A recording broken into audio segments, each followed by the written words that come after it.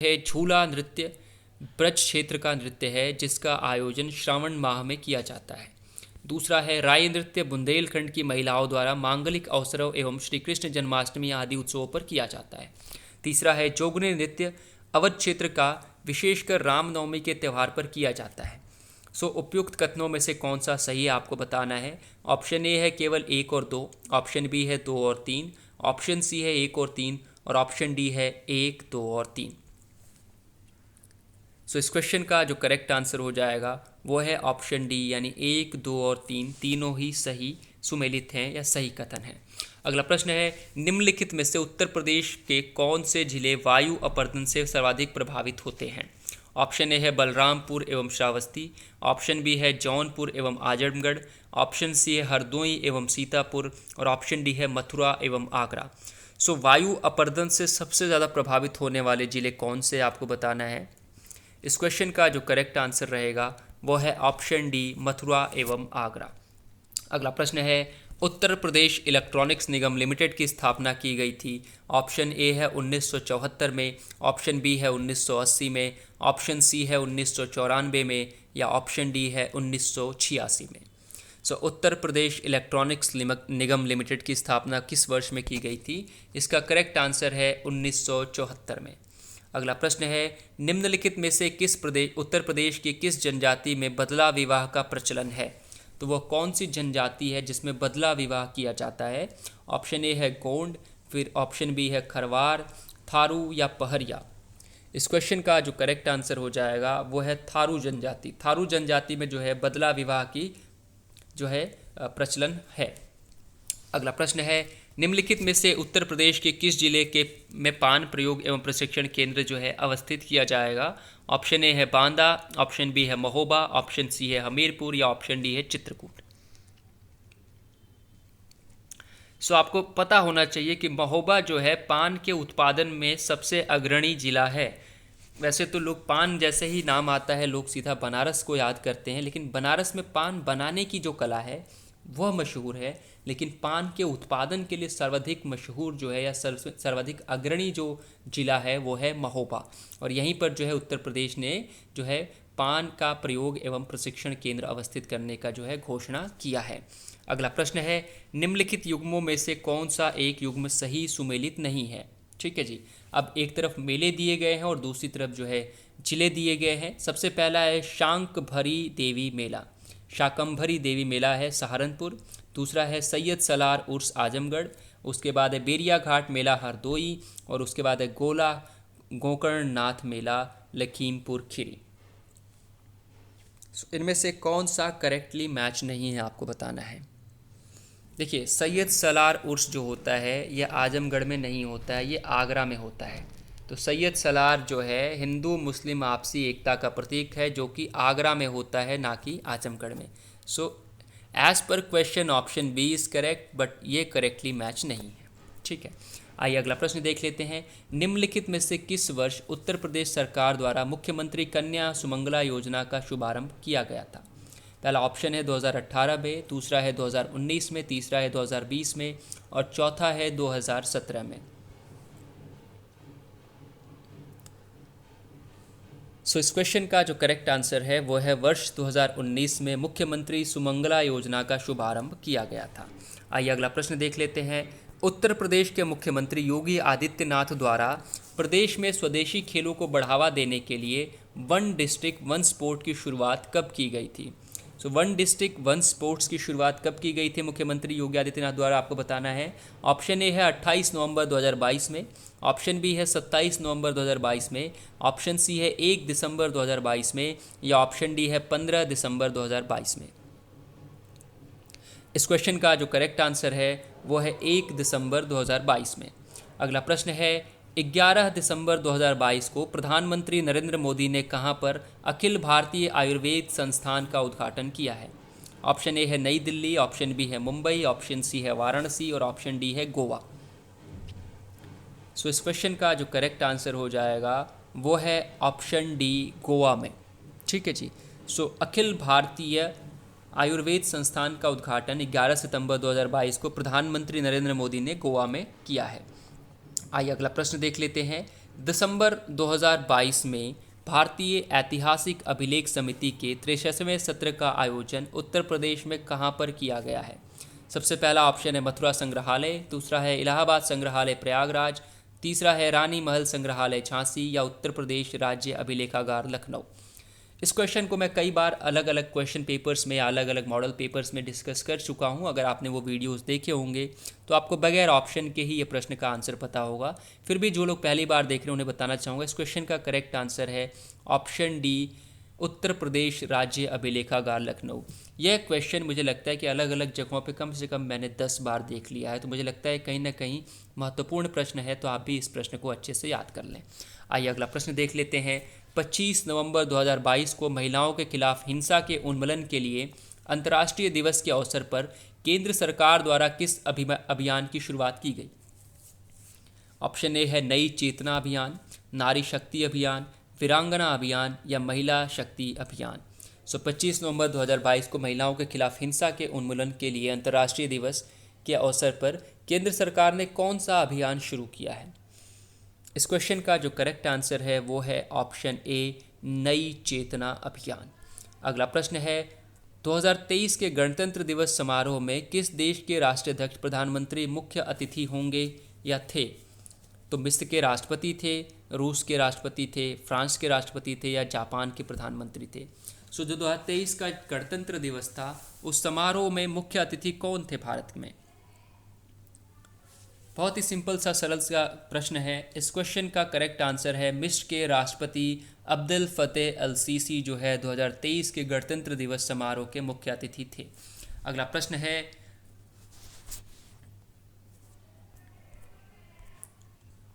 हाल ही में किस देश के राष्ट्रपति को time person of the year 2022 चुना गया? कौन से देश के प्रेसिडेंट है जिनको time person of the year 2022 के लिए चुना गया है? पहला है रूस, कतर, यूक्रेन, या मिस्र। आपको पता होगा टाइम मैगजीन जो है हर साल पर्सन ऑफ द ईयर चुनती है, उन लोगों को चुनती है जो सबसे अधिक प्रभावशाली या सबसे अधिक खबरों में रहते हैं।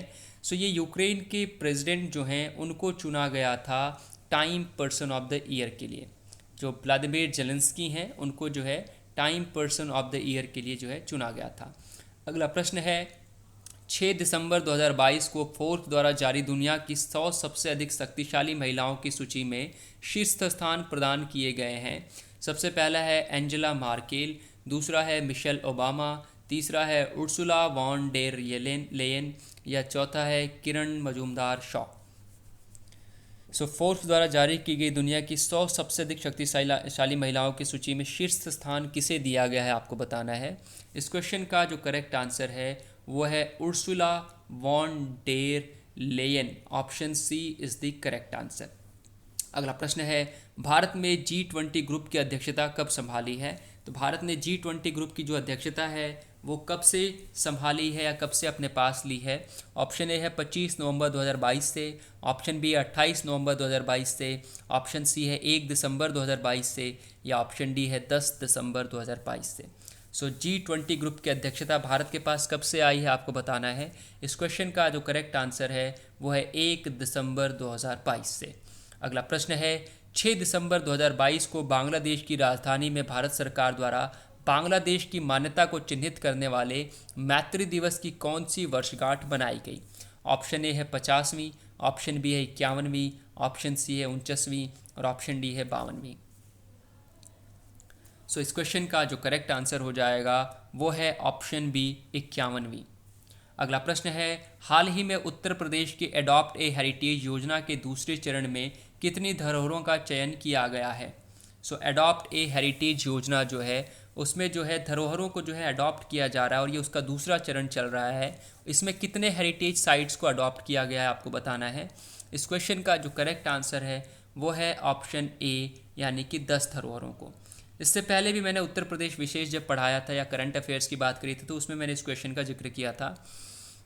अगला प्रश्न है भारतीय रिजर्व बैंक ने पायलट आधार पर रिटेल डिजिटल रुपया यानी ई-रुपीज़ लॉन्च करने की घोषणा कब की है? ऑप्शन ए है 1 दिसंबर 2022 को, ऑप्शन बी है 1 नवंबर 2022 को, ऑप्शन सी है 28 नवंबर 2022 को, या ऑप्शन डी है 21 दिसंबर 2022 को। सो रिटेल डिजिटल रुपया जो है कब से लॉन्च करने की घोषणा की गई है आपको बताना है। इस क्वेश्चन का करेक्ट आंसर है 1 दिसंबर 2022 से। Option A is the correct answer.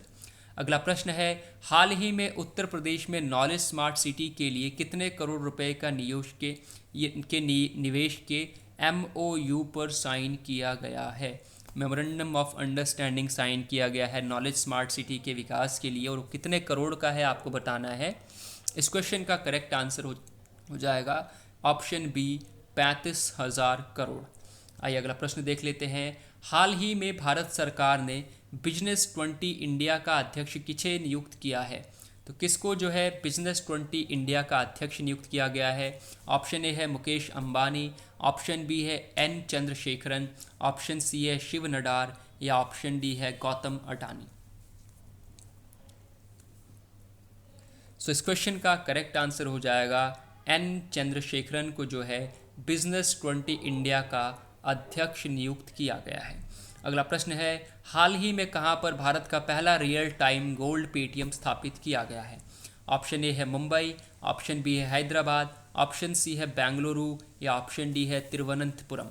So real time gold ATM कहाँ पे स्थापित किया गया है आपको बताना है। बहुत ही सिंपल सा क्वेश्चन और काफ़ी डारा ये न्यूज़ में भी रहा है। इस क्वेश्चन का करेक्ट आंसर हो जाएगा ऑप्शन बी, हैदराबाद में रियल टाइम गोल्ड ATM को जो है स्थापित किया गया है। अगला प्रश्न है, हाल ही में प्रो कबड्डी लीग 2022 का खिताब किस टीम ने जीता। सो प्रो कबड्डी लीग जो 2022 हुआ था, इसका खिताब किस टीम ने जीता है। ऑप्शन ए है पुनेरी पल्टन, ऑप्शन बी है बंगलुरु बुल्स, ऑप्शन सी है पटना पायरेट्स, या ऑप्शन डी है जयपुर पिंक पैंथर्स। सो प्रो कबड्डी लीग 2022 का खिताब किस टीम ने जीता है आपको बता रहा है। इस क्वेश्चन का करेक्ट आंसर है option D, Jaipur pink panthers ने जीता है। अगला प्रश्न है, 18 दिसंबर 2022 को दोहा के कतर में फीफा वर्ल्ड कप 2022 के फाइनल मैच में अर्जेंटीना ने किस देश को हराकर जो है ये खिताब जीता। सबसे पहला ऑप्शन है ब्राज़ील, फिर स्पेन, फिर फ्रांस और ऑस्ट्रेलिया। सो अर्जेंटीना ने कौन से देश को हरा करके जो है फीफा वर्ल्ड कप का फाइनल जीता है। इस क्वेश्चन का करेक्ट आंसर हो जाएगा ऑप्शन सी, फ्रांस। आइए अगला प्रश्न देख लेते हैं। उत्तर प्रदेश में स्थित वह संस्थान जिसने नवंबर 2022 में भारत की पहली मानव रहित कार बनाई है। तो वह कौन सा संस्थान है जिसने पहला जो है एंटी ह्यूमन कार बनाई है, विदाउट ह्यूमन चलने वाली कार बनाई है। एंटी ह्यूमन तो नहीं कह सकते हैं, ह्यूमन लेस कार बनाई है। ऑप्शन ए है IIT BHU, ऑप्शन बी है IIT कानपुर, ऑप्शन सी है MNIT Prayagraj, Motilal Nehru national institute of technology Prayagraj, या चौथा है IIT प्रयागराज। क्या ये ट्रिपल IT प्रयागराज में बनी है, या फिर जो है MNIT Motilal Nehru institute of technology में बना है, IIT कानपुर में बना है, या BHU में बना है। सो ह्यूमन लेस कार कहाँ पर बनाकर तैयार की गई है आपको बताना है। इस क्वेश्चन का करेक्ट आंसर हो जाएगा MNIT प्रयागराज। अगला प्रश्न है, हाल ही में किसने राष्ट्रीय पिछड़ा वर्ग आयोग के अध्यक्ष के रूप में पदभार ग्रहण किया है। ऑप्शन ए है doctor K Lakshman, option B है अरुण सिंह, ऑप्शन सी है हंसराज अहिर, या ऑप्शन डी है भूपेंद्र सिंह। इस क्वेश्चन का करेक्ट आंसर हो जाएगा ऑप्शन सी, हंसराज अहिर। राष्ट्रीय पिछड़ा आयोग के अध्यक्ष के रूप में इनको नियुक्त किया गया है। अगला प्रश्न है, उत्तर प्रदेश स्थित वह विश्वविद्यालय जिसने हाल ही में साइनोबैक्टीरिया की पहली जीन्स की खोज की है। ऑप्शन ए है बनारस हिंदू विश्वविद्यालय वाराणसी, ऑप्शन बी है अलीगढ़ मुस्लिम यूनिवर्सिटी अलीगढ़, ऑप्शन सी है रानी लक्ष्मीबाई केंद्रीय कृषि विश्वविद्यालय झांसी, या ऑप्शन डी है लखनऊ विश्वविद्यालय लखनऊ। सो साइनोबैक्टीरिया के पहले जीन्स की खोज कौन सी यूनिवर्सिटी में की गई है आपको बताना है। इस क्वेश्चन का जो करेक्ट आंसर है वो है BHU, Banaras Hindu university Banaras. Option A is the correct answer. आइए अगला प्रश्न देख लेते हैं। 19वां अंतर्राष्ट्रीय जूनियर साइंस ओलंपियाड 2022 का आयोजन कहाँ हुआ है। ऑप्शन ए है कोलंबिया में, ऑप्शन बी है इंडोनेशिया में, ऑप्शन सी है ब्राज़ील में, या ऑप्शन डी है स्पेन में। सो 19वां अंतर्राष्ट्रीय जूनियर साइंस ओलंपियाड कहाँ पर जो है आयोजित किया गया है। इस क्वेश्चन का करेक्ट आंसर है ऑप्शन ए, कोलंबिया। आइए अगला प्रश्न देख लेते हैं। सितंबर 2022 में संयुक्त राष्ट्र जैव विविधता सम्मेलन COP15 कहाँ पर आयोजित किया गया। ऑप्शन ए है मॉन्ट्रियल कनाडा, ऑप्शन डी है पेरिस फ्रांस, ऑप्शन सी है मैड्रिड स्पेन या ऑप्शन डी है नई दिल्ली भारत। संयुक्त राष्ट्र जैव विविधता सम्मेलन जो है मॉन्ट्रियल कनाडा में आयोजित किया गया। Option A is the correct answer. अगला प्रश्न है, हाल ही में वैश्विक प्रौद्योगिकी शिखर सम्मेलन के 7वें संस्करण का आयोजन कहाँ हुआ? ऑप्शन ए है टोक्यो में, ऑप्शन बी है सिंगापुर में, ऑप्शन सी है नई दिल्ली में या ऑप्शन डी है सैन फ्रांसिस्को में। हाल ही में वैश्विक प्रौद्योगिकी शिखर सम्मेलन के 7वें संस्करण का आयोजन कहाँ हुआ है आपको बताना है। इस क्वेश्चन का करेक्ट आंसर हो जाएगा ऑप्शन सी नई दिल्ली में। ठीक है। अगला क्वेश्चन है, फोर्ब्स द्वारा जारी 2022 की दुनिया की 100 सबसे शक्तिशाली महिलाओं की सूची में केंद्रीय वित्त मंत्री निर्मला सीतारमण का कौन सा स्थान है? निर्मला सीतारमण जी का कौन सा स्थान है आपको बताना है वर्ल्ड की 100 मोस्ट पावरफुल वुमेन्स की लिस्ट में। पहला ऑप्शन है 72वें स्थान पर है वो, दूसरा है 36वें स्थान पर है, तीसरा है 67वें स्थान पर है या चौथा है 25वें स्थान पर है। इस क्वेश्चन का जो करेक्ट आंसर हो जाएगा वो है ऑप्शन बी यानी कि 36वें स्थान पर है। अगला प्रश्न है, जनवरी 2023 में भारत के प्रधानमंत्री ने उत्तर प्रदेश के किस जिले में विश्व के सबसे लंबे रिवर क्रूज MV गंगा विलास को हरी झंडी दिखाकर रवाना किया? सबसे पहला ऑप्शन है वाराणसी, दूसरा है कानपुर, तीसरा है प्रयागराज और चौथा है इसमें से कोई नहीं। इस क्वेश्चन का करेक्ट आंसर हो जाएगा वाराणसी से। अगला प्रश्न है, जनवरी 2023 में भारत के प्रधानमंत्री ने अंडमान और निकोबार द्वीप समूह के कुल कितने बड़े अनाम द्वीपों का नामकरण किया? कितने जो द्वीप थे जिनका नाम नहीं था उनका नामकरण किया गया है अंडमान और निकोबार द्वीप समूह में। कुल हैं 21 द्वीप। तो इस क्वेश्चन का करेक्ट आंसर हो जाएगा ऑप्शन डी। आखिरी और लास्ट प्रश्न है इस प्रश्न की सीरीज़ का। लगभग हमने 114 प्रश्नों को आज देखा है। तो ये आखिरी प्रश्न है, 12 से 16 जनवरी 2023 तक 26वां राष्ट्रीय युवा महोत्सव का आयोजन किया गया। कहाँ पर किया गया आपको बताना है। ऑप्शन ए है लखनऊ उत्तर प्रदेश में, ऑप्शन बी है हुगली कर्नाटक में, ऑप्शन सी है पटना बिहार में या ऑप्शन डी है जयपुर राजस्थान में। इस क्वेश्चन का करेक्ट आंसर हो जाएगा हुगली कर्नाटक में। 12 से 16 जनवरी 2023 तक 26वां राष्ट्रीय युवा महोत्सव जो है हुगली कर्नाटक में आयोजित किया गया है। दोस्तों, हमने अभी तक से मेरे ख्याल से मोटे मोटे तौर पर देखें तो लगभग 10 पेपर्स को जो है डिस्कस किया है और ये वाला पेपर भी आज समाप्त होता है। किसी भी तरह का अगर संशय हो, कोई भी प्रश्न मैंने अगर गलत पढ़ा हो या गलत मैंने जो है आंसर बताया हो तो आप कमेंट के माध्यम से मुझे बता सकते हैं। क्योंकि देखो, मैं भी साथ के साथ तैयारी भी कर रहा हूँ, तो इससे मुझे भी हो सकता है कि मैंने अगर कोई चीज़ गलत पढ़ रखी हो तो मुझे भी वो करेक्ट हो जाएगी। अगर आपके कोई सुझाव या कोई संदेश आप मुझे देना चाहते हैं तो कमेंट के माध्यम से आपको मैं आमंत्रित करता हूं कि आप मुझे कोई भी सुझाव हो या कोई भी शुद्धि करनी हो इस सब में, तो मैं बिल्कुल राजी हूँ उस चीज़ के लिए। मिलते हैं अगले वीडियो में, तब तक के लिए नमस्कार। पढ़ते रहें, एग्ज़ाम नज़दीक आ रहा है तो बहुत ही जल्द मैं उम्मीद करता हूँ आप सभी लोग ये एग्ज़ाम बहुत ही अच्छे नंबरों से पास करेंगे। धन्यवाद।